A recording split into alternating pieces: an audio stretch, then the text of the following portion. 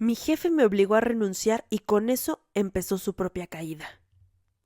Cuando la gente escucha que alguien renunció por un jefe, suele imaginar gritos, insultos, escenas dramáticas.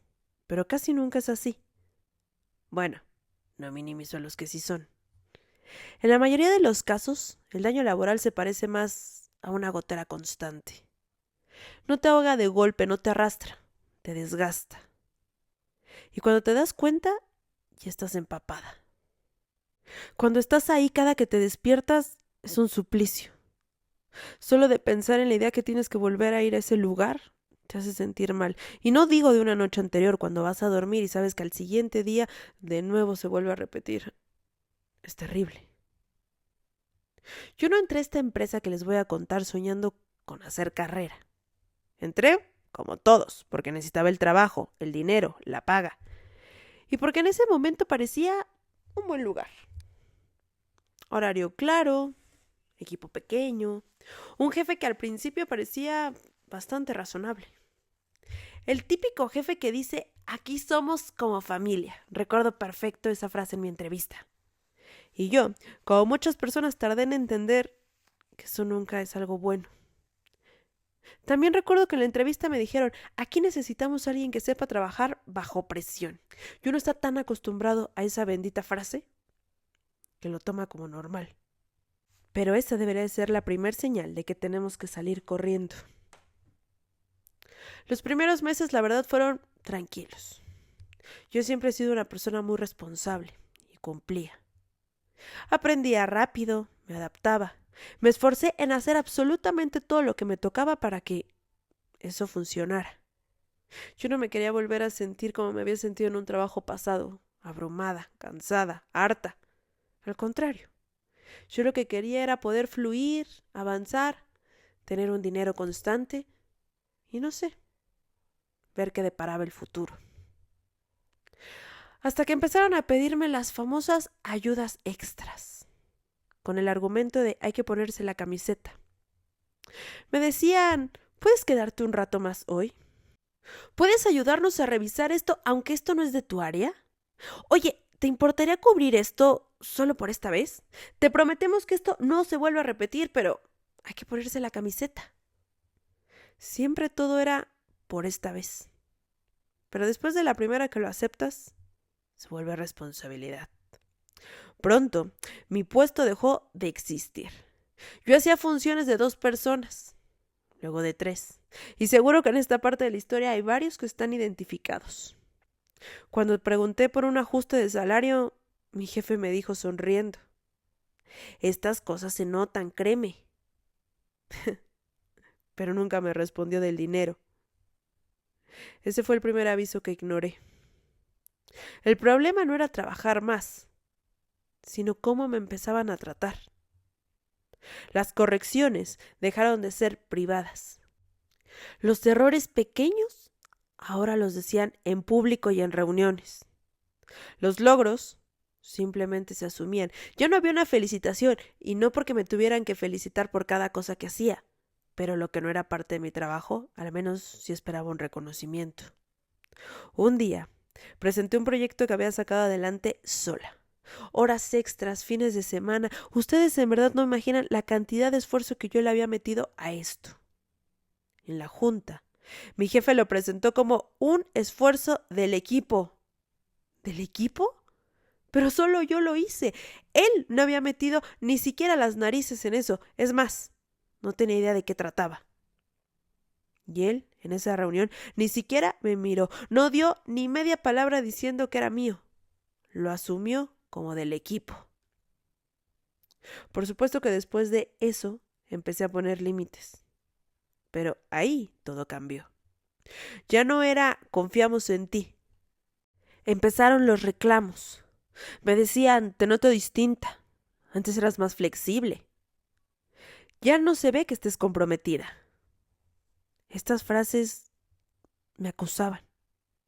Me hacían sentir que yo estaba en deuda y que me faltaba. La presión subió de nivel cuando llegó Recursos Humanos. No porque yo los llamara, al contrario, ellos llegaron solos.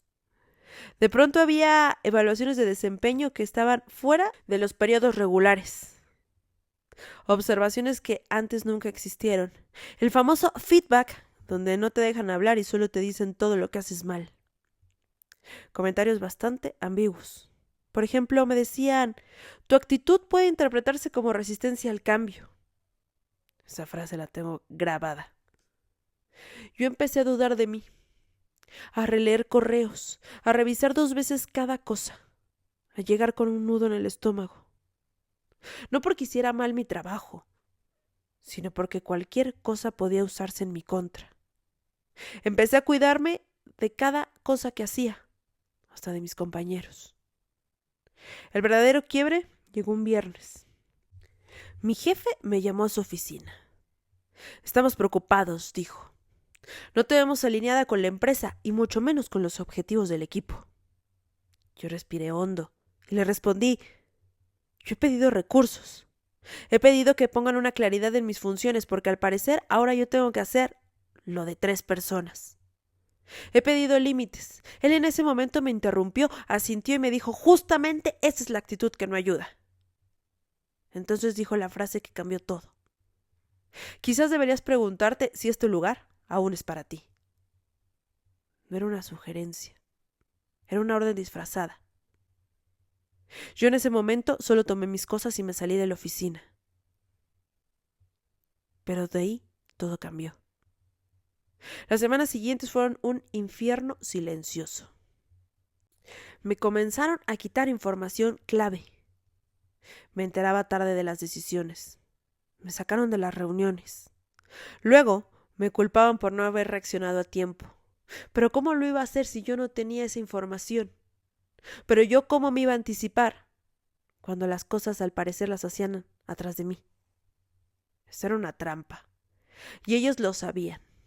Un día, una compañera se me acercó y en voz baja me dijo, ten cuidado. Están documentando todo, pero solo lo tuyo. Ahí entendí el juego. Querían que yo renunciara, sin indemnización, sin conflicto legal, que me fuera, como les dicen, por las buenas. Y por supuesto, estaban documentando para que si yo en algún punto quería meter algún proceso, ellos tuvieran cómo tirármelo, cómo decir que había sido justificado. Al final lo lograron. O eso creyeron.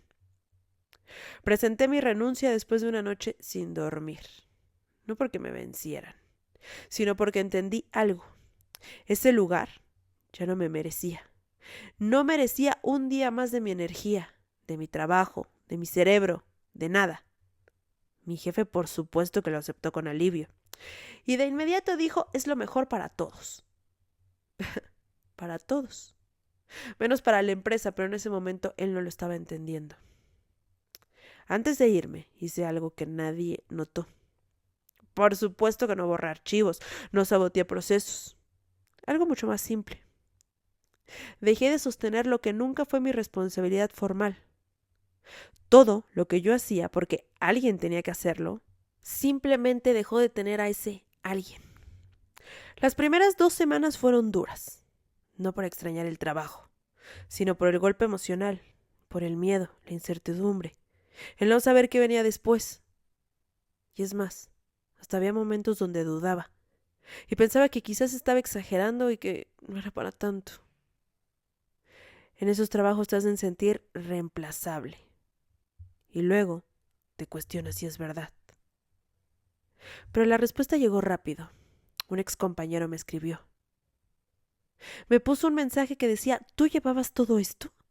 Y luego otro, oye, ¿tú cómo sabías resolver esto? Y luego otro, estamos en problemas. Y así los mensajes comenzaron a crecer. Pero por supuesto que yo no los respondía. La empresa empezó a fallar donde nadie miraba. Fechas mal calculadas, clientes mal atendidos, errores pequeños que se iban acumulando y solo llevaban al caos. Por supuesto que yo no era indispensable, pero en ese momento se dieron cuenta que nadie más sabía hacer lo que yo hacía. Mi jefe intentó controlar todo y ahí se expuso, porque claramente él tenía que haber sabido cómo llevar todos los procesos aunque yo no estuviera. Pero no fue así. Tomó decisiones erróneas. Hizo promesas que jamás se cumplieron. Y sus crisis solo eran constantes. Las reuniones ya no trataban de nada más que de salvar el barco. Recursos Humanos empezó a preguntar qué pasaba. Y por supuesto que la dirección también. Un día recibí un correo. Necesitamos hablar. No era una invitación. Era una súplica, mal escrita, a la cual yo no respondí. Yo continué con mi vida, porque eso era lo que me tocaba. Conseguí un nuevo trabajo, donde sí era vista. Y meses después supe lo que pasó. Hicieron auditorías internas, revisaron los procesos, hicieron preguntas incómodas a todo el equipo. Las mismas cosas que yo había señalado aparecieron documentadas como fallas estructurales. Y mi jefe perdió credibilidad. Después perdió poder. Y al final, el puesto. La empresa no cayó de golpe, pero sí fue bastante rápido. Se desgastó. Exactamente como me habían desgastado a mí. Y eso porque no me valoraron. Y eso porque en su momento él pensó que yo no era indispensable y que todo lo que hacía lo podía hacer cualquiera. Y ni siquiera lo pudo hacer él. Yo, en cambio, empecé de nuevo, con miedo, con dudas, pero con algo que antes no tenía: claridad y la capacidad de saber lo que mi trabajo valía. Hoy, cuando alguien me cuenta una historia laboral parecida, no le digo que aguante, no le digo que luche, no le digo que se quede ahí para recibir su salario, porque eso es cómodo. Le digo algo distinto. Escucha lo que ese lugar te está enseñando, porque a veces irte no es rendirte. A veces es el inicio de las consecuencias que otros no vieron venir. Y justamente todo lo que aprendiste en ese puesto, pasando todas esas penurias, es lo que te va a llevar al escalón siguiente. Porque recuerda, la vida se pone incómoda para que te muevas. Porque si la vida siguiera cómoda, tú ahí seguirías. Esa es mi frase de oro ahora. Y eso me lo repito. Bajo ninguna circunstancia voy a volver a permitir que abusen de mí, de mi talento. Y mucho menos cuando no es retribuido. Así que recuerda, como decía Steve Jobs: yo no contrato personas para decirles qué hacer. Yo contrato personas para que me digan qué hacer. Y ahí está el valor.